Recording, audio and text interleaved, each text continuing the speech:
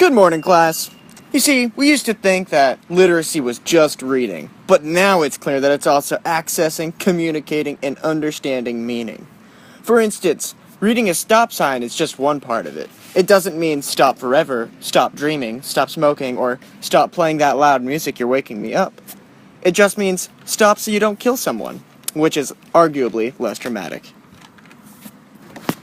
As students, reading is an essential literary skill, but there are so many more skills necessary to demonstrate literacy. A literate person in today's society must be able to navigate the internet, understand street signs and symbols, read body language and facial expressions, analyze photos and videos, and much more. A literate individual should be able to make connections between these forms of media as well as with their own lives. They should be able to use this information to form their own conclusions and communicate these conclusions and analyses. So you see, literacy is far superior to reading. It could be understanding the plot in a book. It could be finding a motive for writing a letter to the president. It could even be deciphering emotion in a tense situation for which you, and only you, are responsible for. Reading and texts have changed immensely with the technological revolution. Reading largely takes place online now, and a literate person must be able to fluently utilize these online tools. Sharing through the internet has also become an essential form of communication in the 21st century. Technology is constantly evolving, therefore, constant adaptation is necessary to remain literate. Information in history, and also English, is often communicated through essays and, in best case scenario, presentations. We are often lectured and have to sift through and find what we feel is important. We have group discussions about maybe why 2 Chainz descended from Shakespeare or the logistics of faking the moon landing. But in everything other than tests, it's up to us to figure out what is important and typically record that in an essay. To prepare for today's world, I would require students to be familiar with and be able to navigate tools of technology in order to advance their education.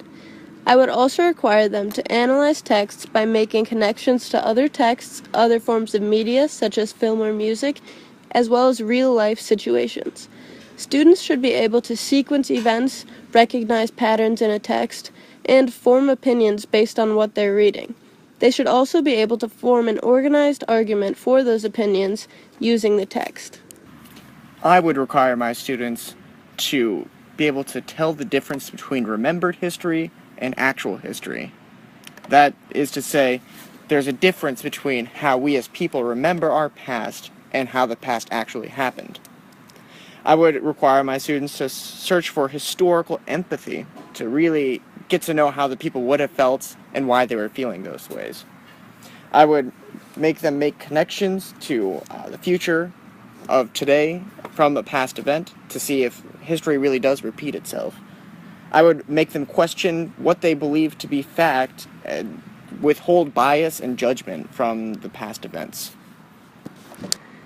Based on these skills, I would build my curriculum backwards using a framework of desired goals. These goals would include reading comprehension demonstrated through a variety of assessments such as written papers, visual arts projects, and oral presentations. Also, the incorporation of technology-based projects would ensure a proficiency in the use of these tools as well. What are the implications? I'll tell you what the implications are for me as a teacher. When I teach my students, I don't want them memorizing facts about names and dates, because names and dates will not give them a proficient understanding of the past. Nay, I'd like them to live in the past, to understand the motives of the past, to know why the people of the past did what they did to influence the future. In conclusion, for today's students, literacy means accessing, communicating, and comprehending meanings behind everyday life as well as in-class texts. This includes internet and technological proficiency, linguistic proficiency, capability of understanding cultural contexts behind social behavior, societal laws, as well as the ability to synthesize these different streams of information in order to make sense of the world around them. In today's America, teachers need to be literate first to teach students how they can read into things correctly. It is quintessential for us to be actively understanding and using new technology so that way we can then impart our understanding onto the children and the students we are in charge of instructing. Thank you. This has been Shannon Connery and Joe Nathan Guy.